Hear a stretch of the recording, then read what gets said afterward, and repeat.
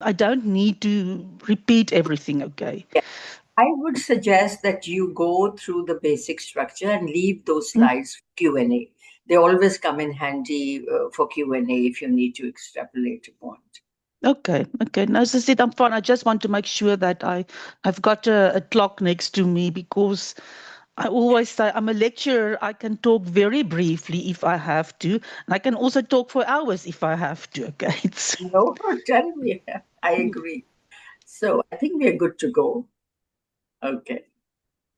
So Gohar, our manager, will sort of start with the introduction. I will be very brief about your. You Mm, have a huge amount of the bio that I could keep on talking, but I'll try to brief it up a bit. So yeah. Oei,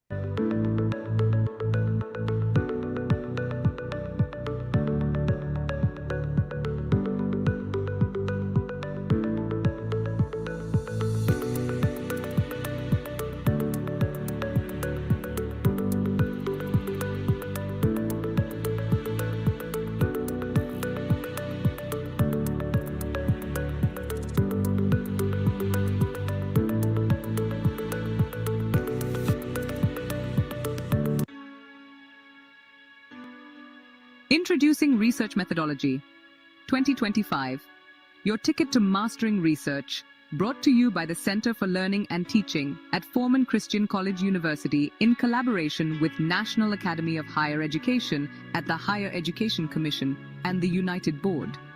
This isn't just another course.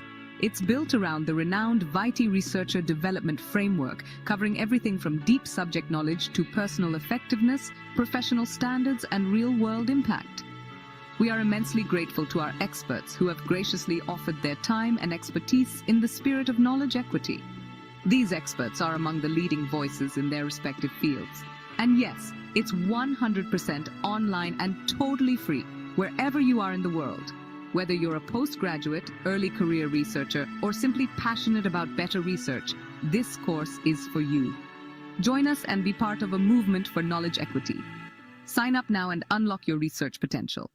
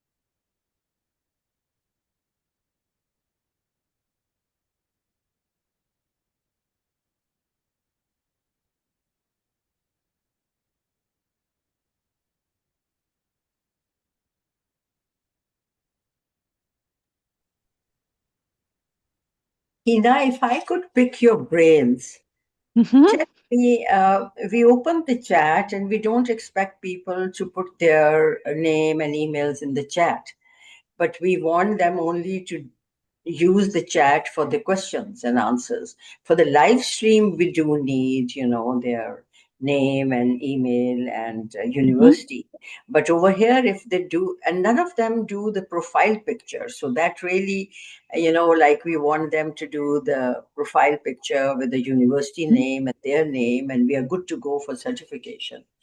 But then they write it in the chat. And I wondered if we sort of block the chat, which seems unfair, but open it only for Q&A towards the end. Is that possible at some point to do that, or how to go about it in Zoom?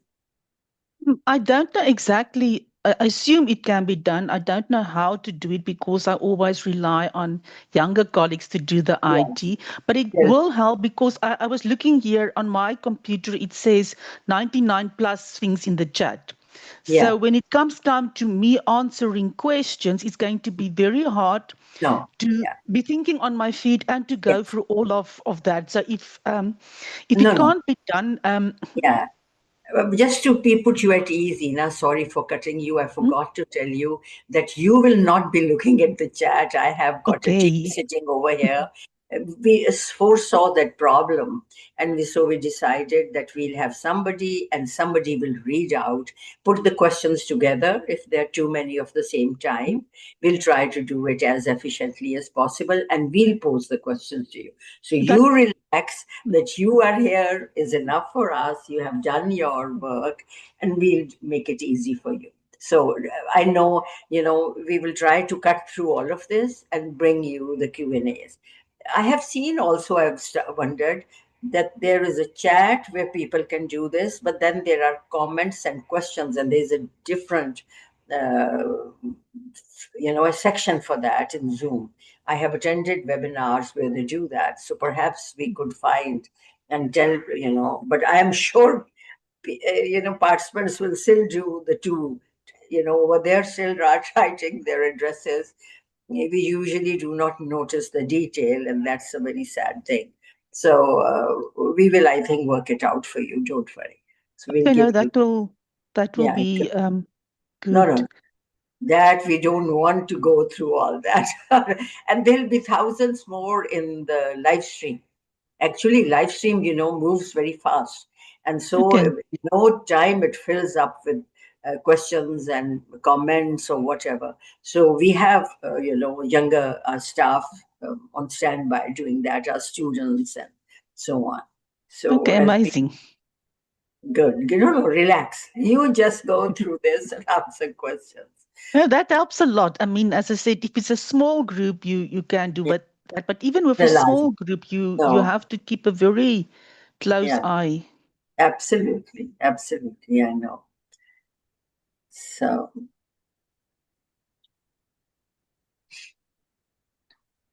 and how long have you been at the University of Pretoria?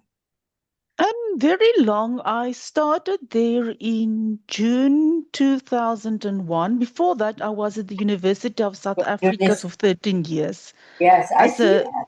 that's a distance teaching university. Then I moved here, and I retired on the 31st of May. Okay. Oh, you did. Yes. So But we are going to bother you every year, retired or not retired. no, but I want to do things. But as I said, I just want more freedom and space, and Yeah, yeah, to do it just at a different pace, not that yeah. terrible hectic running. And in the end, you probably will put in a number of hours. But I Yeah, just like the feel of that. yeah, I know. I always dread retiring. I retired from my government service many years ago, and I'm still chugging along. And I think even in this institution, my retirement age should be up in a couple of years. And I, as yet, actually enjoy the hectic pace. My team gets burnt out, and they say, well, you don't take leave and you keep going. And I think that's one of the problems that keeps me away from retiring. But I should think about it very, very seriously. I mean, it just gives you more options. That is all. I Yeah, mean, and that is, as I said, I was looking forward to this, but not in the sense of doing nothing also. I just want to make my choices. yeah, that's true. That's what sensible people do. And I don't think I'm so sensible. You'll get to that point, okay? As I said, it's Okay. We'll wait for that. We have another two sort of minutes to go, 2, 3 minutes. okay. No, that's fine. I'll come back on time. Yeah.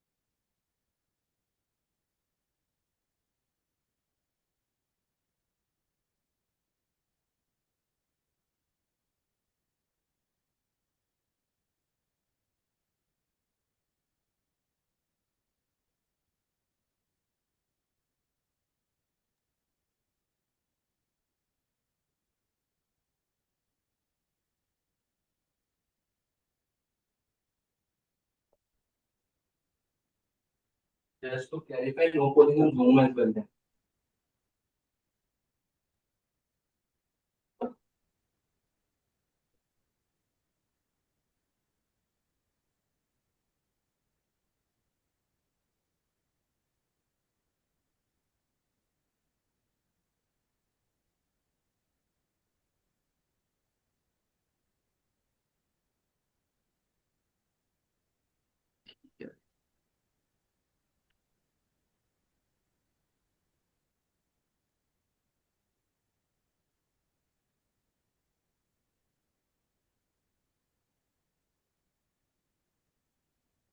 Good morning, everyone. I welcome you all to the third webinar of our Research Methodology course 2025, Advanced Search Techniques and E-Library.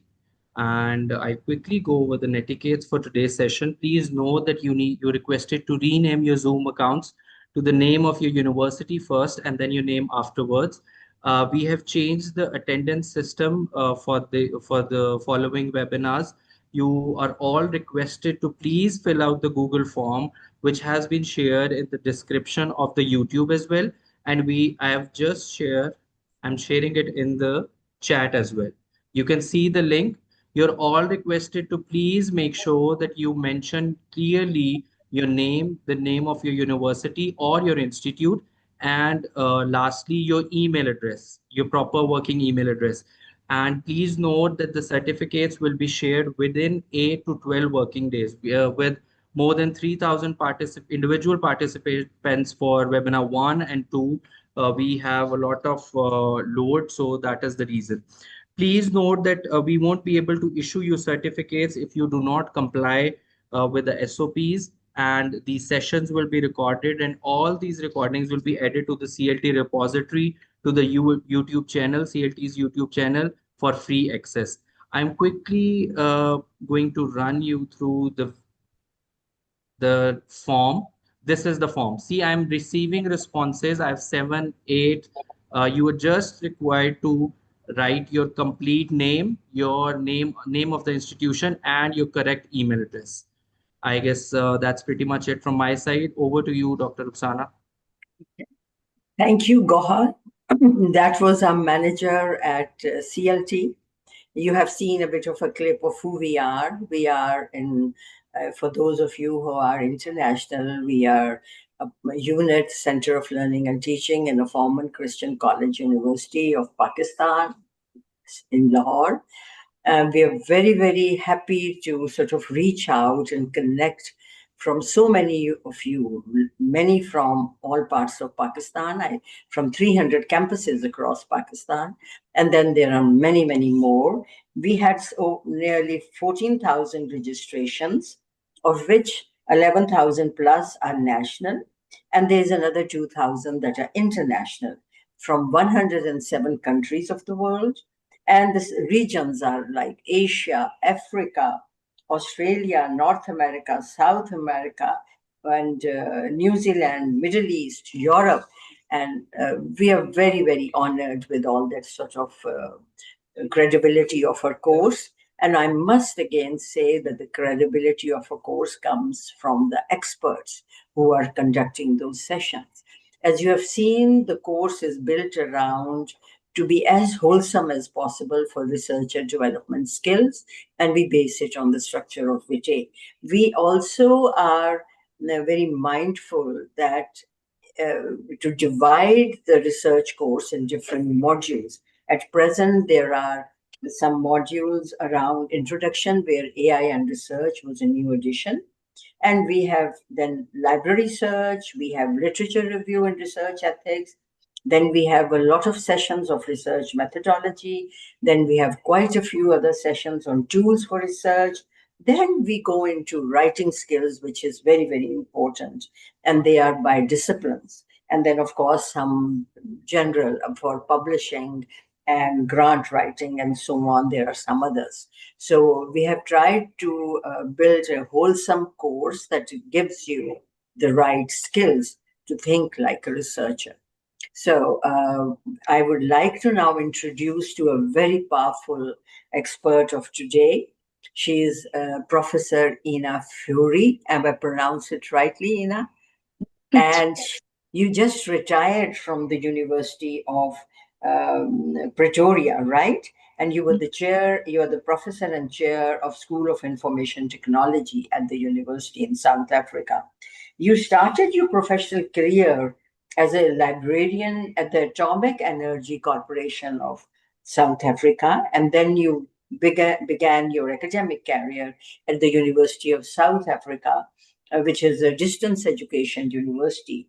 And you spent a lot of, I think, nearly 12 years at that university before moving into University of South Africa, Pretoria, University of Pretoria.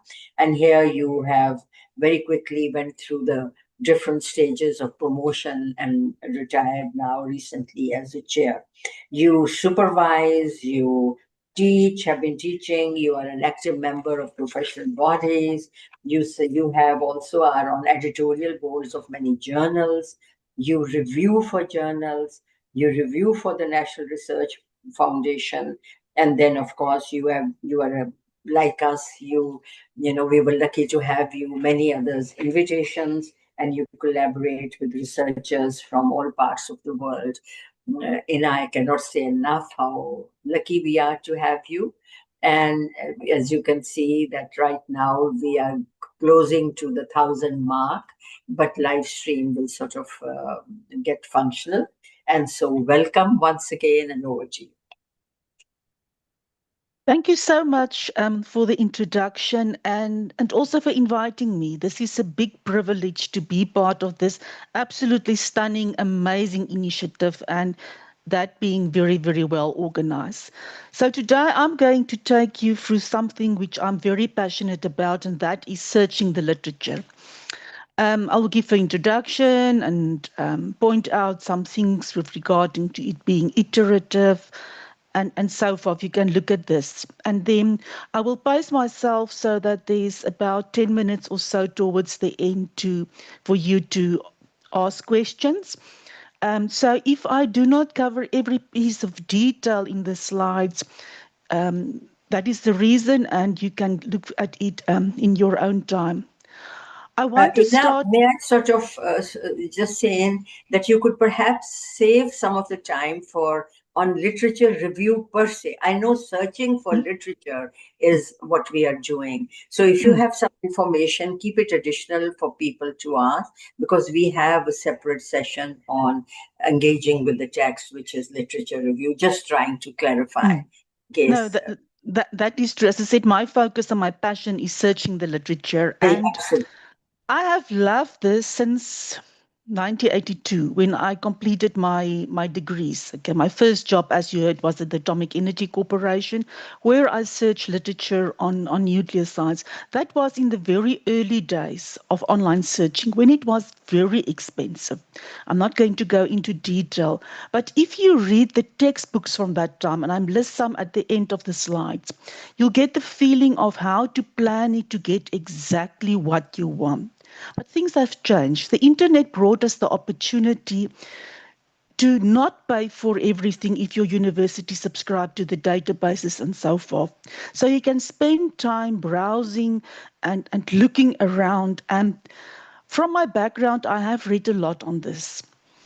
And I come to you with absolute passion about this thing, and I will unpack it in the slides to come. There's a book that I want to bring to your attention, and the purpose is not to market the book, but it is one where I'm the co-author. It's interactive since the sixth edition. And you're welcome to go and check it out on the internet and see, because there all of these detailed things are unpacked with exercises and so forth. But let me move on. If there's one thing that I want you to take home today, it is that every moment that you spend on searching the literature is crucial and worthwhile, because that determines the success of your work. We are keen to start writing and putting our ideas on paper, but spend the time on searching, going back. And it's not that you search now and you've got the literature and then you just stick to it. You go back time and again as you make statements, as you find something that you want to. So that is the mindset that I want you to take. It's ongoing. It is amazing to have the privilege of having access to sources. Compare that with early days when only a few people could afford that. So I would call on you, regardless of whether you're doing an assignment, a master's, a doctoral, a conference paper, a research article, spend the time and do this properly. And you'll also see it is not that hard. In my education, my degree, I had one 50-minute lecture where somebody explained Boolean operators and truncation to me and databases, and that was it. So invest your time because this determines your success. And explore as much as you can. And maybe you think, okay, I'm wasting an hour or two. Compare that with how much you waste if your work is rejected. If your article, your paper is rejected because you didn't consult the literature properly. Apply the techniques. Change them, because you're not paying more for using different options when searching databases or the internet. So it's just your little bit of time. And then once you have a lot, you are selective. You select the very best from that, and I will get to that as well. And then you start writing, because you have the privilege of reading what others have said.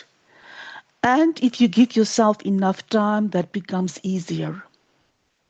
You want your project to be the best possible. And as I said, sometimes getting hold of the full text articles, books, and so on might be problematic depending on your universities and where you are positioned. But we're living in a world where that is also becoming easier and it's possible. But the big thing I want you to remember, it is iterative. You change, you go on. Each and every day when I write an article, I have the literature, and many times I go back and I search for something briefly. So this slide is what I want you to remember. The success depends on your time, your effort, identifying literature from your searches, and you can only do that if you've really opened your mind and searched and applied certain things, applying your thinking skills, and then type it out. And remember, the people who evaluate your work, regardless of whether it's your lecturer, supervisors, external examiners, the reviewers for articles or conference papers, they know the literature. So you can't fool them. So it's worth your while putting in this. Just this slide. It's widely cited. If I have seen further, it is by standing on the shoulders of giants. You have the privilege of reading what others have said. And then you step away and you come up with your own brilliant, bright ideas. But that is for other people to tell you how to review the literature. You repeat it numerous times, and you do it, for example, at the start. Assignment, you get the topic with master's, doctoral, you identify the topic. And you maybe have one idea, and you look at the literature and you see there's too much or there's too little, and you slightly slant it. So start off broad concepts, search. Depending on what you are getting, you might change it slightly. Search extensively to see which scholarly sources are available. There's a lot. So you can pick and you can choose what you want to do. As you progress, you come across terms and you want a definition. And for some of these things, for your extensive review search, the databases would be a good option, library catalog and so on, repositories, what you have. But for some things, you might decide to dip into Wikipedia or something else to get definitions, and then you always go back to the articles, the books, where you can find the original. So searching for different theories that you are using. For more literature on that theory, once you've identified what you're going to use. It's very important when you make a statement. That statement is true according to common sense, but people expect it to be substantiated from the literature. Then you take that and you dip quickly into, I often for this kind of thing use Google Scholar or very broadly searching in title fields. And I find a good reference, and I do not just type that out. I go and I look at the article and see what I can get. On the methodology, it's very important, save your strategies and set up an alert so that you are notified when there are new literature on your field. Especially important if you're doing master's or doctoral degrees over several years. You must update it. E-libraries are making this easier. The internet is making it easier. Open access scholarly journals. So the ideal world is to have a library subscribing to the full scope of databases available and full text of e-journals and full text of electronic books and so forth. We don't always have that. And then we adapt. We make the best of what we can find access to. At this stage, I want to bring in artificial intelligence as a support throughout the process. And you can use it in various ways to just trigger your ideas. Don't accept everything that is there, but you'll get the hang and feel of what will work. The one that I normally use is just ChatGPT, and for things like this. If you want to search the literature, you need to use the right words, the right vocabulary. And I'll get to that. You need to search the databases and other search tools. Ask a tool such as ChatGPT for suggestions and look at that. Apply your mind and again, repeat your search, your questions, because depending on how you slant it, you get different answers. And once you dip into this, you'll get the hang of it. But when you get references or words, also go and just double check that. Okay? I'm using the term here, scanning the horizon of information resources. It's something that I got from work by Diane Sonnenveld, an expert in information behavior, and she used it as part of research methods, determining what sources people are using. But I want to put it out here that if you really want to be successful, expand the horizon of different types of sources that you are using for different things. Using Wikipedia to get an orientation, not to support all your statements, but get a feel of the vocabulary. And again, there are so many, and I'm citing some of the sources here that you can consider. And never forget the power of people. Talking to fellow students, talking to colleagues, getting ideas because we are coming from different disciplines and different experiences, and we know different words. And remember, the words that you use determine what you are going to find when you dip into these sources.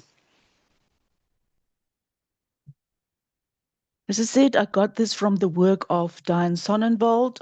There are some examples that you can consider. I'm not going to read them all. Libraries, the sources that they subscribe to, and again, these things are very, very expensive. And some libraries has got good collections, and some are less privileged. And then you have to come up with other ways. Sometimes there are librarians, information specialists, some of them who compile what they call library guides. I've seen a library in South Africa, and it's not my own, with a stunning list of books on research methods, organized very well. So why on earth would you struggle and try and figure to find a good one when you can go to that list and you can see, wow, these are the good ones? Because if you use the wrong literature, you get the wrong information and everything turns out and it can be wrong. Your whole study can be directed in the wrong way. And yes, you have a supervisor, advisor who try and correct you, but that can slow down your processes. See if you can find the full text by just clicking a button.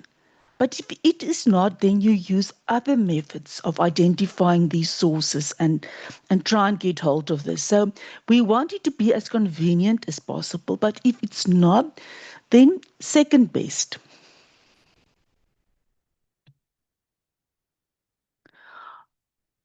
This is actually something very complicated, analyzing and unpacking the research topic, and I'm just scanning over it very briefly.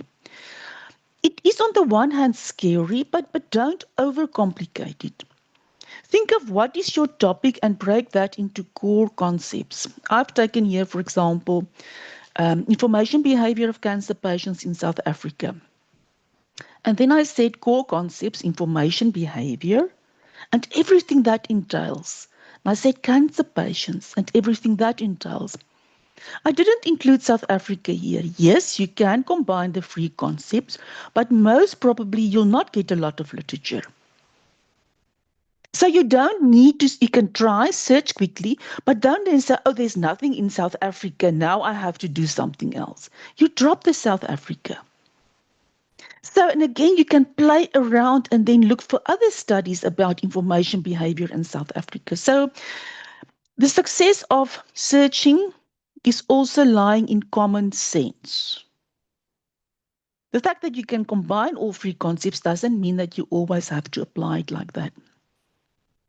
And throughout, remember I said it's not just a once-off search. As you move on, you come up with different information, you change the way that you are thinking, you go back and you search again.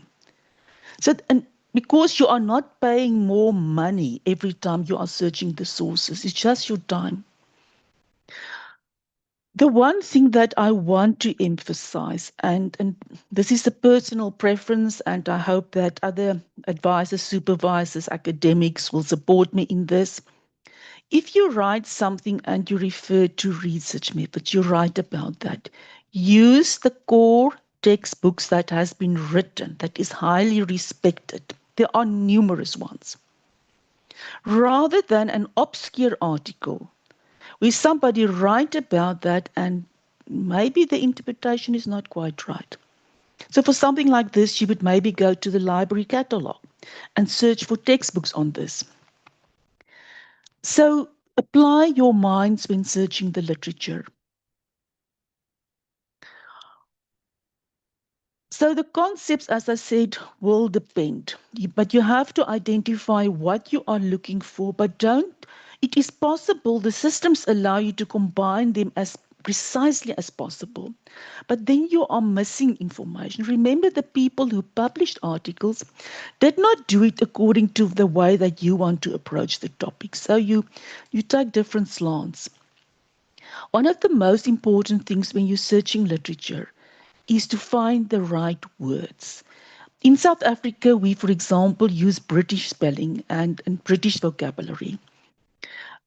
In your topic, you have to think of all of the synonyms. Information behavior, for example, has got the British spelling and the American spelling. It includes information seeking, information searching, information sharing, information avoidance, literature searching. you need to identify all of the ones that are relevant, because that will determine what you're going to find. You look at spelling variations, and sometimes you will not realize that the term is spelled differently. Because you're not using that term that often, okay? And maybe, for example, I've published something on the great digital divide.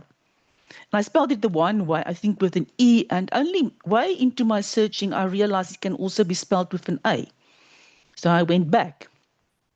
But it makes sure that you find, because the articles, the books, the authors are using their words, their vocabulary. And when you want to find that, you have to use the same. You have to guess. And there are so many sources that can help you to guess. Wikipedia, something like ChatGPT can help you. Also, when you search for something, you look at the abstract and the title and you see which other words can I use to make sure that I find more literature that is really good. So the emphasis is not on finding more, it is on making sure that you find as much as possible of the stuff that is really, really good and useful for your study. Think about older terminology and buzzwords. So again, you spend time, depending on your topic, figuring out the latest words. In other words, when I search artificial intelligence, will I just use AI, or will I use ChatGPT, or will I bother to look up some of the other? I've done research on children's cancers and information behavior. I had to go and look up the names of the cancers that apply to children. And some of them I can't even pronounce. I spent time. So, language of the search tool, in other words, I assume I'm presenting this to you as searching English sources, but it will depend on your country. There might be language publications, databases in your language. The order of the words. Remember, the system most often search exactly the way that you put it.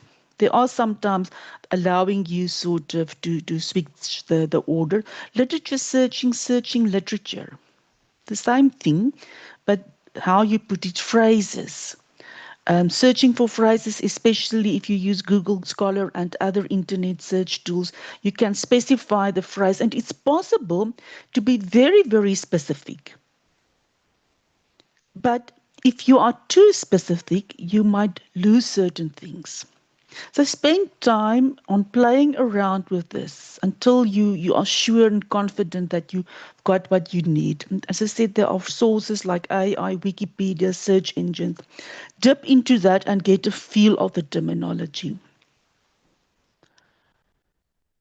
When you plan it, and this has been around since the very early days of literature searching, your Boolean operators. These are words, symbols that you use to say that you would like to combine two different things, or three different things, or four different things. They often use the circles that you'll find in maths to say that if you use and, you only get the intersection of things, okay? It seems straightforward, but experience has shown that people also found that very confusing. So the way that I want to explain it here is to say, if you combine two things with and, you are getting less, more specific. Now, this is contrary to what you have in everyday life. If you walk into a cafe or restaurant and you say, I would like to have a cup of coffee and a slice of cake, what do you get? You get a cup of coffee and you get your lovely slice of cake. If you are searching the databases and you say coffee and cake, it will be a cake made of coffee. Okay, the two must be together. So go and write out a couple of examples for yourself. And then maybe you'll remember this. And the more you say with and, the more exactly it can be. You can have cake and coffee and almonds and cranberries and recipe, and you'll maybe get then one or two recipes with exactly that. So you can combine a good number of terms, but the more specific you are, the less information you are going to give. And sometimes if you're looking for a specific statement or something, that word, but if I'm searching for information on my topic, over all the literature, I would not be as precise as that. So remember, coffee and cake. In a restaurant, you get two. In Boolean searching databases, you get them only when combined. Now we get to or. Or means if you say, somebody asks you, would you like coffee or tea? You're going to get one of them. Boolean, coffee or tea, you get your cup of coffee, you get your cup of tea, or a glass of water, you get them all. So the more you or, the more you get all of them on your table. Years ago, I did book reviews for somebody, and I would say I would be happy to review this title or this title or this title. What happens? I get a partial delivered with 6 books. So I said, this is not the Boolean or, okay? It's either the one or the other. So again, work this out for yourself with your own examples, and then you will remember. The more you combine with or, the better your chances of finding all the possibilities, because remember, you need to use the words that the author has written and the way that they have described it, or you miss it. And also that is why I've said you find the literature, you start reading and you find, okay, maybe I should have searched a little bit different. You don't close your eyes and pretend you didn't notice that. You go back and you search again. Because that effort makes that you have a good end product by standing on the shoulders of giants and reading their works, their research. So play around with or. Or is especially important to combine your synonyms. Information behavior, British spelling, information behavior, American spelling, or information seeking or literature searching, and so forth, to make sure, because an article on information seeking is considered an article on information behavior, although information behavior is strictly speaking bigger. So that's also why I say it will not hurt you to do a little bit of exploratory thinking, searching things like Wikipedia, artificial intelligence tools like ChatGPT and so forth, and also books on a topic to get your ideas of the concept. Not means you do not want that. If you search the library science databases for information ethics, somehow you get a lot of things dealing with engineering students. And maybe that is really not what you want, and then you can safely say, not engineering. You can say, not this author. Maybe it's your own work, okay. You can do it, but be mindful, because you can also miss out on some information. I'll give you an example just now. So, and the article, the book, the report must be on information behavior and cancer. But can you see now, if I do it like this is the main concepts, you get broad idea of what is available. But it doesn't cater for the different spelling of information behavior, information seeking, searching, not different types of cancer and so forth. I can have behavior and cancer and Africa. And I can maybe sort of say, I want to be more specific. There's a lot about this. I want to know, understand the information behavior of patients in hospitals. But again, please note, I've now said I want to understand the information behavior of patients, but patients are not a concept here, because my assumption is that most of the literature will be about patients. But some of that will then also be about maybe the family members, or it will be of the doctors or nurses. So you can say, do you want to add patients? Or do you want to keep it like that and then just ignore those that you don't want? And sometimes those that you don't want is actually good for your research to say, there has been a lot published on patients, but hardly anything about oncologists and so forth. So don't shy away of spending an extra second scanning something that you did not really want or need, because that can trigger ideas. That is my approach. So the system allows you to be extremely specific. Try various combinations and remember to add the synonyms and spelling variations. And in the early days when I was trained as a student and early days when I lectured, we had the dialogue system where you could be extremely precise in doing these things because it was for information professionals. You were trained to use the command language. Nowadays, you sometimes have to repeat your search a couple of times because it is easier for people without a lot of training to use it. But go and play around with examples for yourself and see what happens until you feel confident. Now the Boolean or, your synonyms, your related terms, word variations, and I'm giving examples here. Cancer. If the article is about leukemia and there are two different spellings, then you have to specify that. Leukemia is a cancer. But if it's not used in the title and the abstract or so, or as referring to cancer, you will not pick it up. Or tumors. Now, tumor can be benign or it can be malignant. And others. So play around, spend extra time identifying the terms that you need to use. Not. You can use it, but be mindful. For example, information behavior and cancer and children, not adults. Because you're not interested in adults, but wow. Now there's a leading world expert who published on a study comparing the behavior of children with that of adults. Gone, you will not see that one.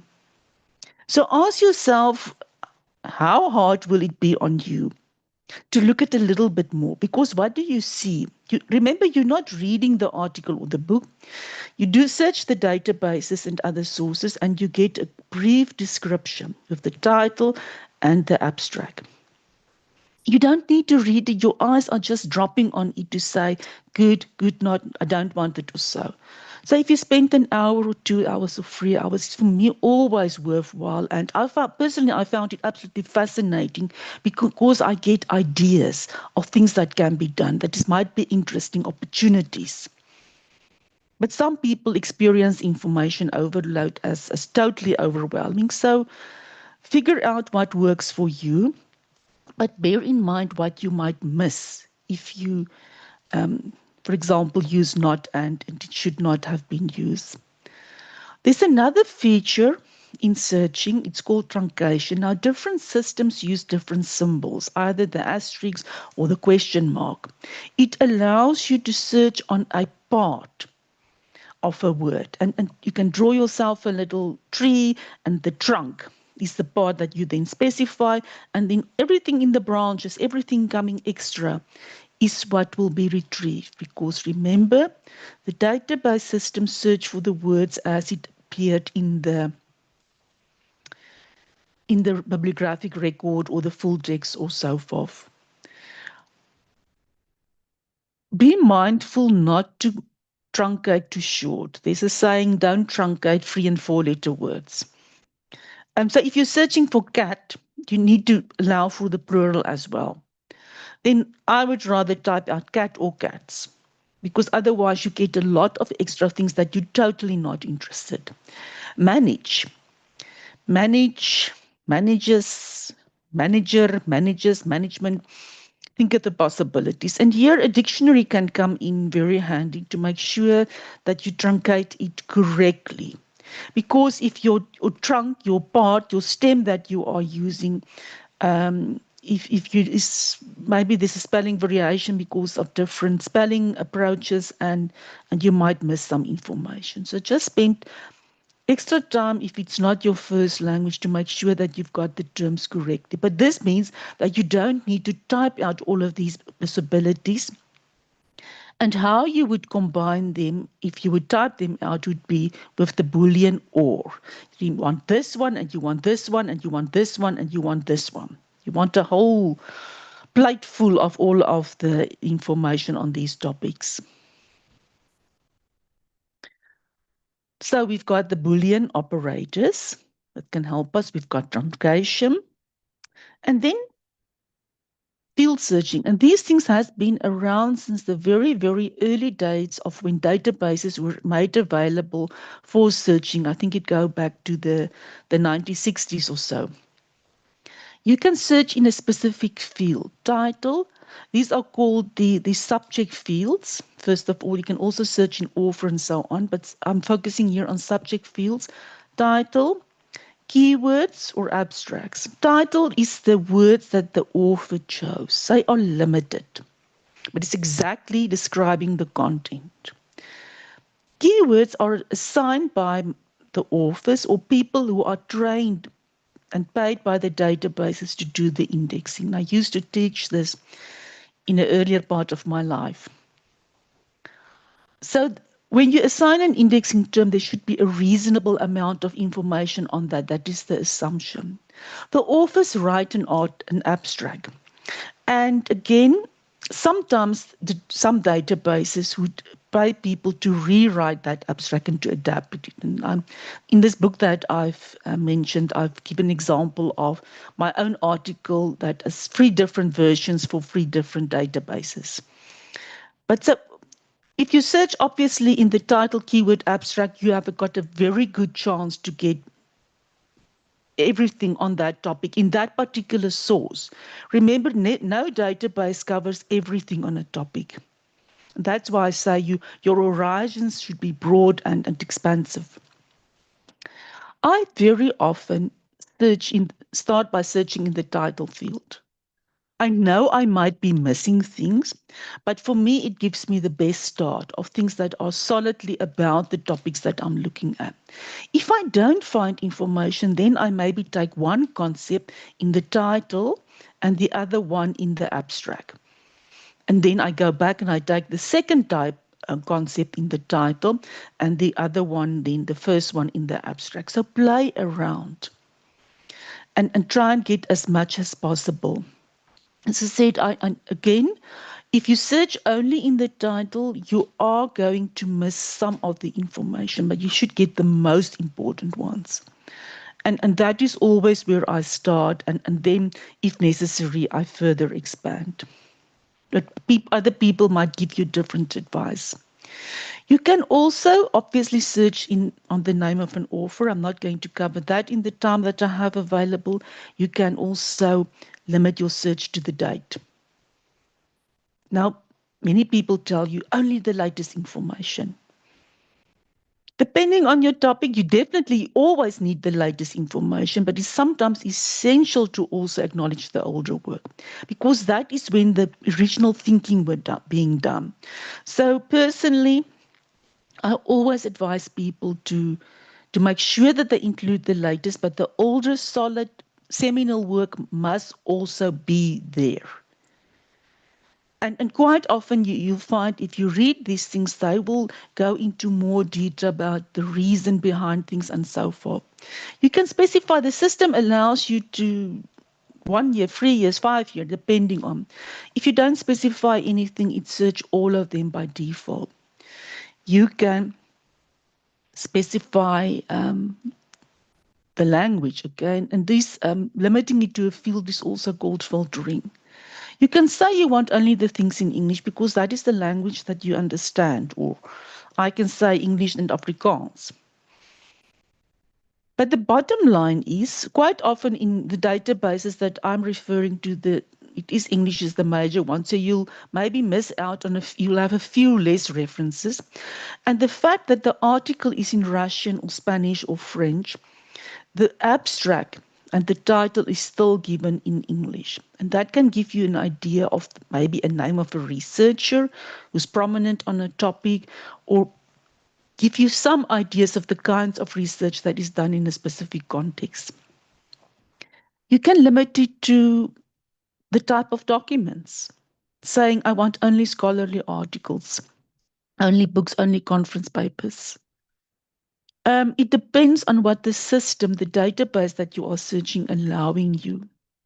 Look at the options available and don't go overboard to limit it to absolutely everything if it's not really necessary.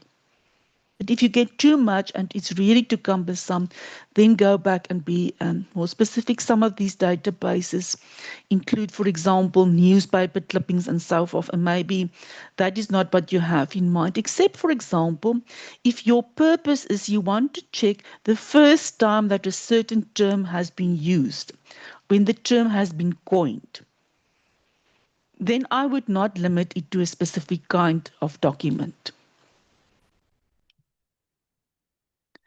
Different types of searching. You can do a quick, it's called quick and dirty. Just type in information, behavior, and Africa, and you'll get a feel of what there is out there.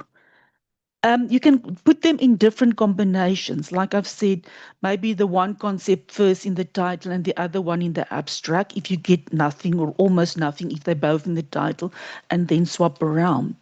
Another good trick is to take a concept, if you're depending on your topic, if there's one concept that is really very unique for that type of databases, like if you type in prisoners in a library science database, you'll not get a lot of references probably, and then you don't need to combine it with all of the other terms.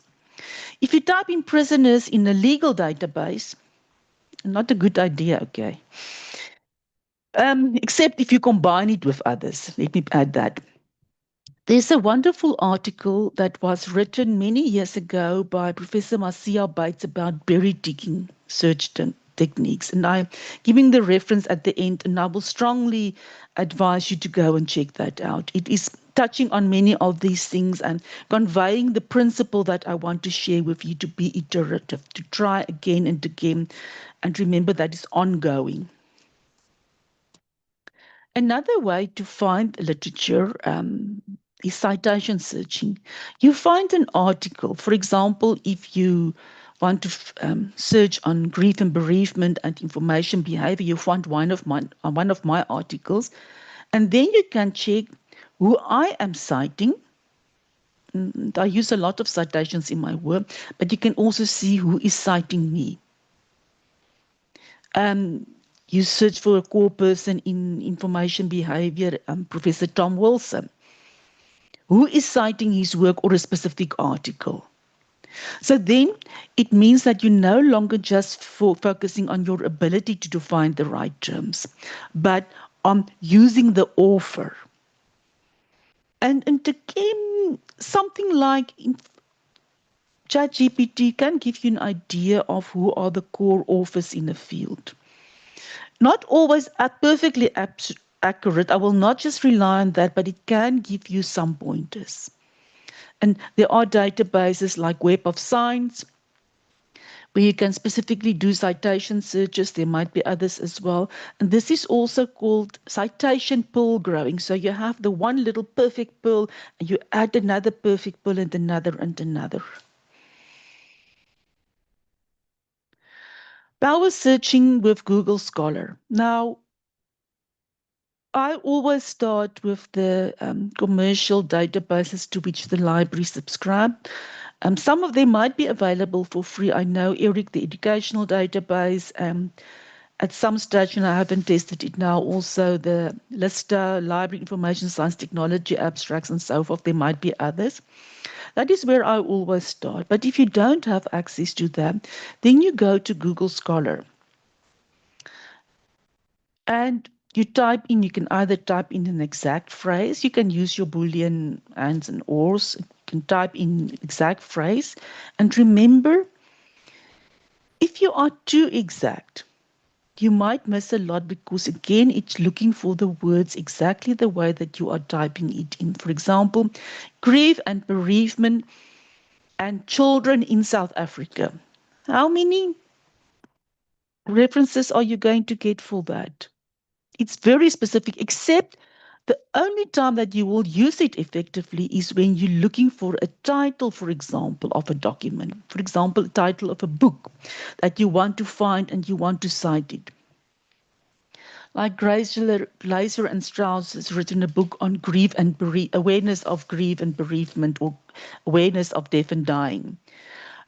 You can search in titles. You can do searches for authors. You can search by date. You can say cited by. You can also do an alert to keep aware of things that are published. I'm subscribing to a number of alerts. I'm monitoring some key authors that I'm interested in. I'm monitoring their work. So that even if I'm not actively working on a project, I am getting a notification if they've written a new article or a new publication. And obviously, you can also do this to see when people are citing your own work. I'm not doing it for all of my own articles, just for a book or two. You display your results. And unlike in the olden days, early days of databases, you're not paying extra for this. Early days, you paid for whatever you displayed. So it was very expensive. You had to be very specific. Quick look, the abstracts. I often, when I download it to Citation Manager, so on, I download the abstracts as well because it gives me ideas. And sometimes you can even do the list of references. So depending on how you do evaluate. Now, there are many things that you can consider when you evaluate.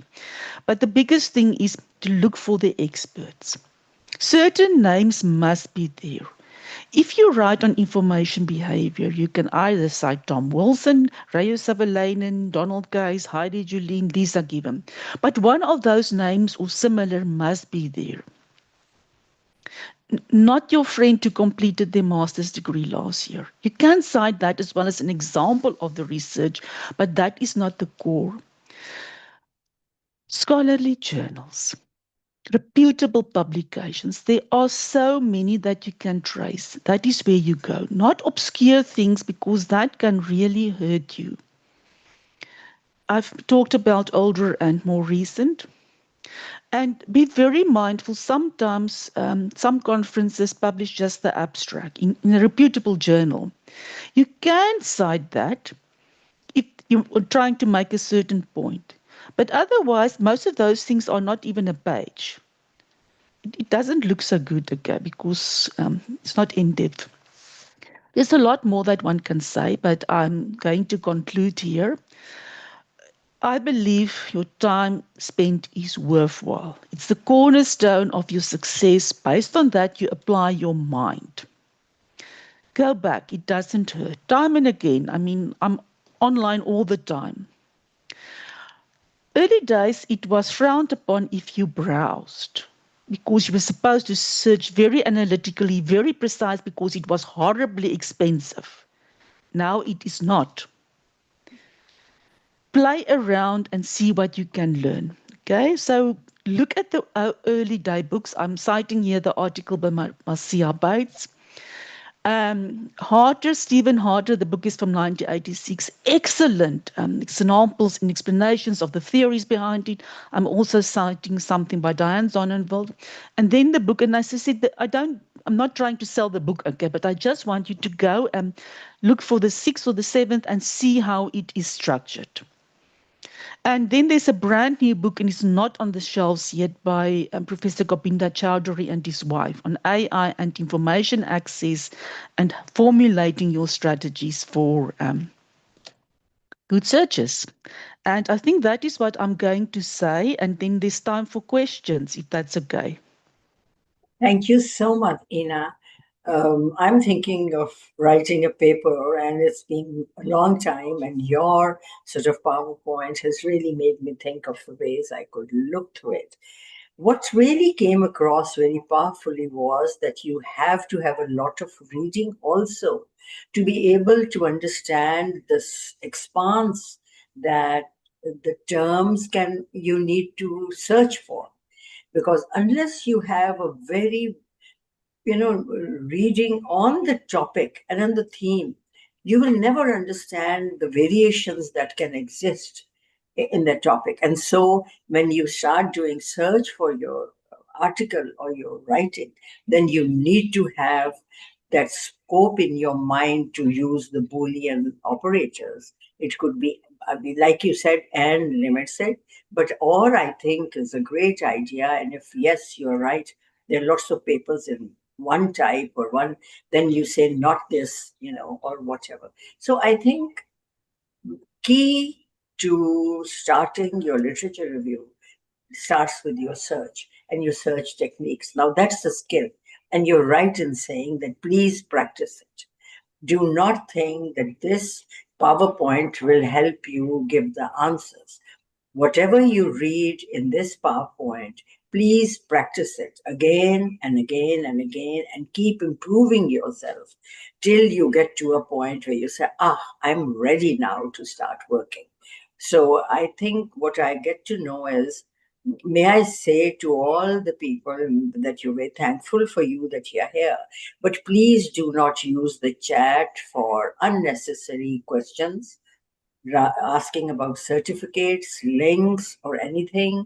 Try to be more patient and let people sort of learn and use the chat only and only for questions, not for writing your addresses or not. And that takes a lot away. May I ask Gohar or Fatma, our educational developer, to come up with the questions? You said there were 4 questions. Yes, ma'am, we are adding to that as well. I'll start with the questions. We have a question from Sabah Qayyum Lagari from and Rukhsar Khan.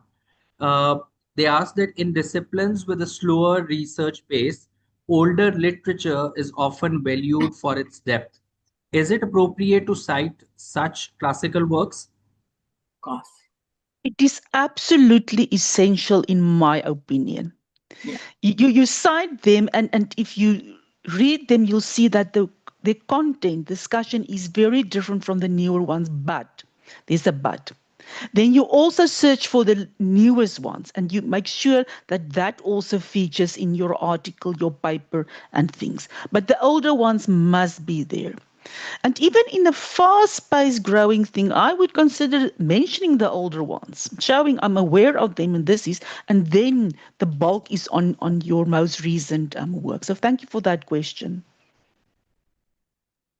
Thank you, ma'am. Moving forward, we have a question from again from Sabah Qayyum. She says that what is grey literature and when is it important to include it in research?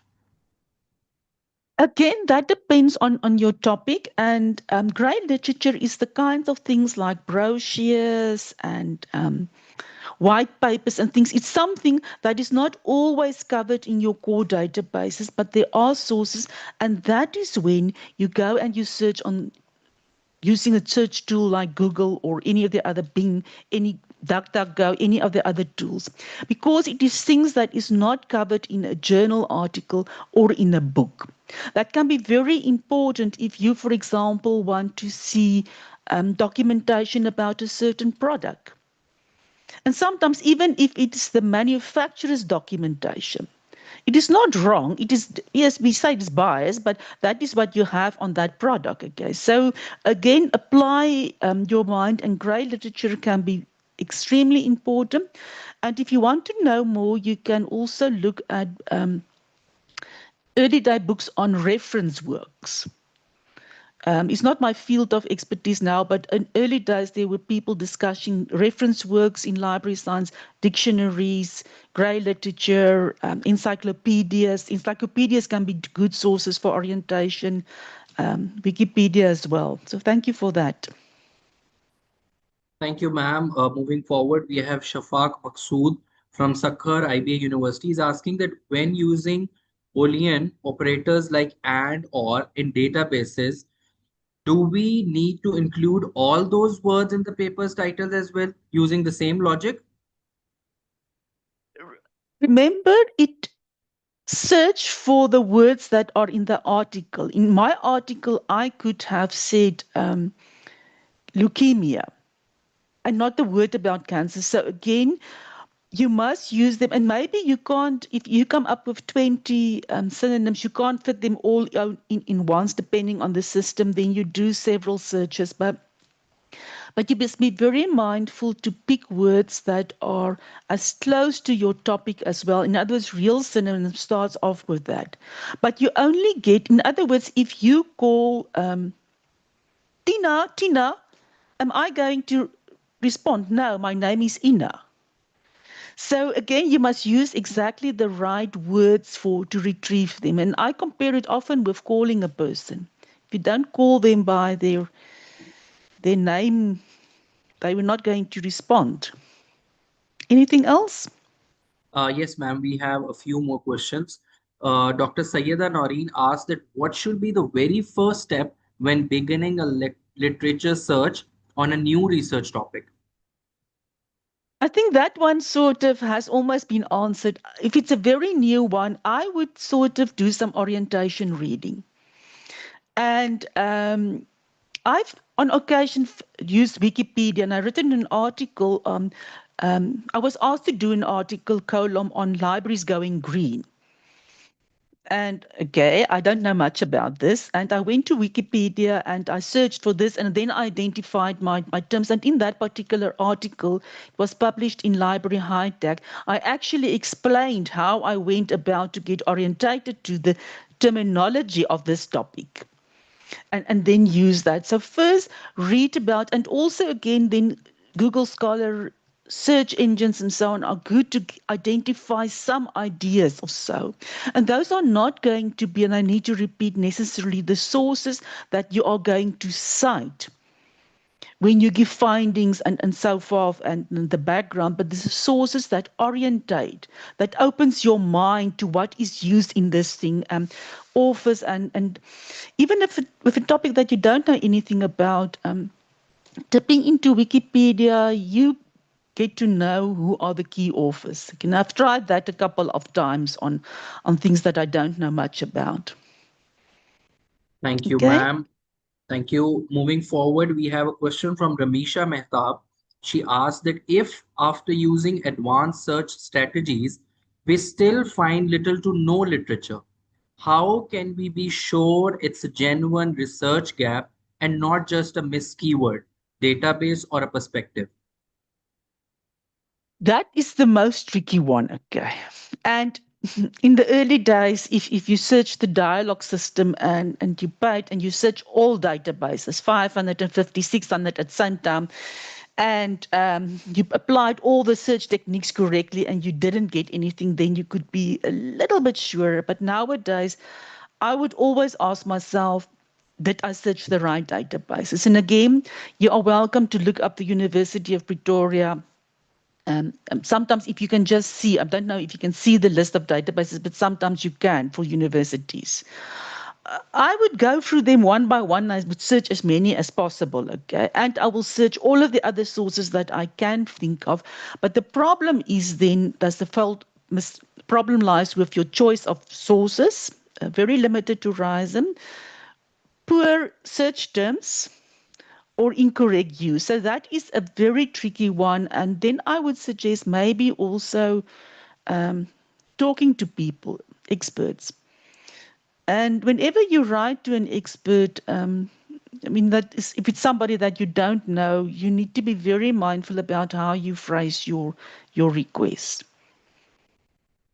But people are happy to help you, but it can also, I was on occasion asked to share my research on a certain topic, and I wrote back and said, I don't work on this topic. No, just send me all your articles. I mean, wow, that's not going to happen. Okay. Yeah. Thank you, ma'am. We have a lot of questions, but we are shortlisting and compiling them as well. We'll quickly move towards the last three sessions, last three questions. Farah Anwar asked that in multidisciplinary research and niche areas, it's hard to find literature. If we can't find relevant literature, how should we proceed with literature review? That's a very good one, because then I would suggest that you take things in some of the concepts in the one discipline. In other words, you combine less concepts at one time. And then you go to another group of databases and you combine less things, because then it means there is less published on this and you have to build your own little collection or so. So not precisely what you're looking for, but you have to break it down in concepts that are meaningful, and try it with something that you are familiar with and see how this is working.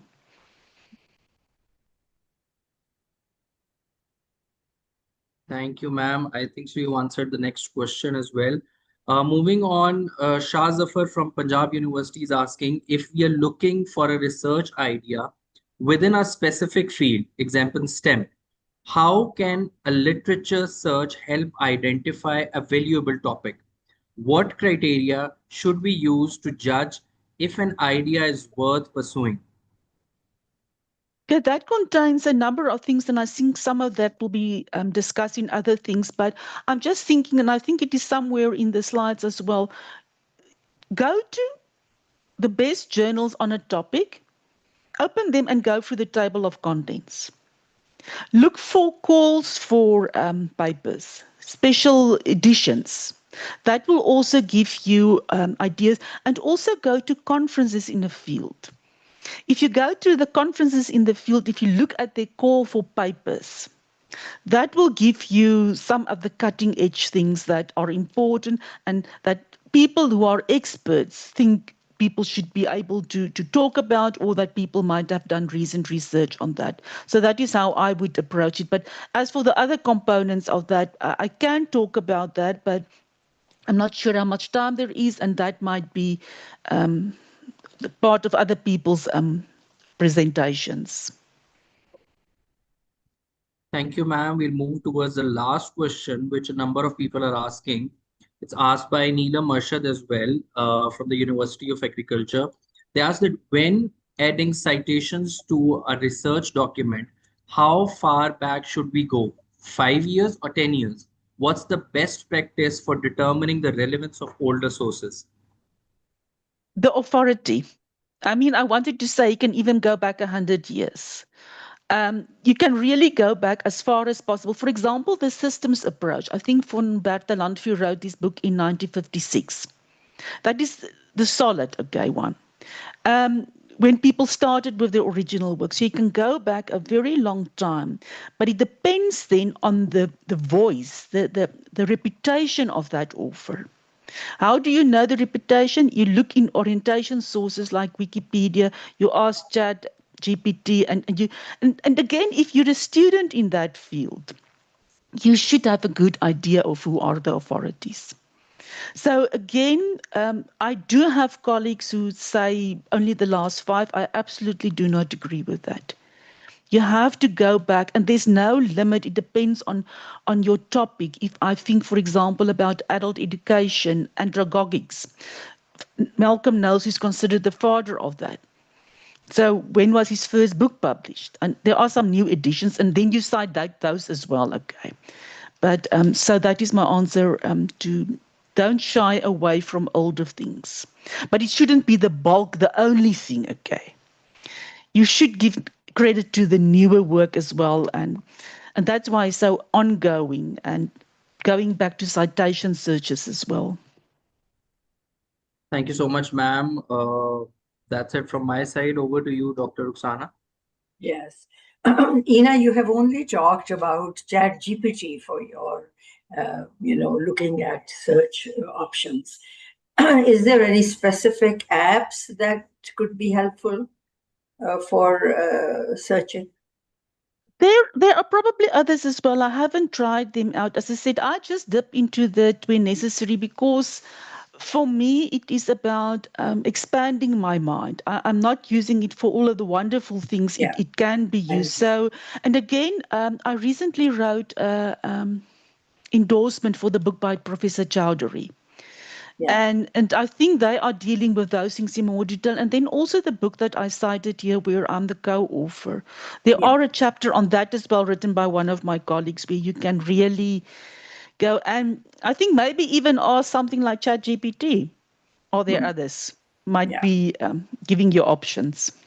I like your answer that it's better to sort of explore at this point in time rather than use a lot of AI, because the reading that it provides you helps you with your research itself. And I think gives you a wider spread of the land, like you say, Harry. So, Ina, what a delight to have you with us. And thank you so much. I see there are lots of satisfied participants if we go by the comments. And yes, we will share some of the questions and the Q&A in this video, so you will be able to get answers to your the questions that were asked. So thank you so much, Ina. Thanks again for being with us and spending your time and expertise. Goodbye. No, thank you so much for having me. Okay, bye. Again, now keep in touch, Ina. Look forward to.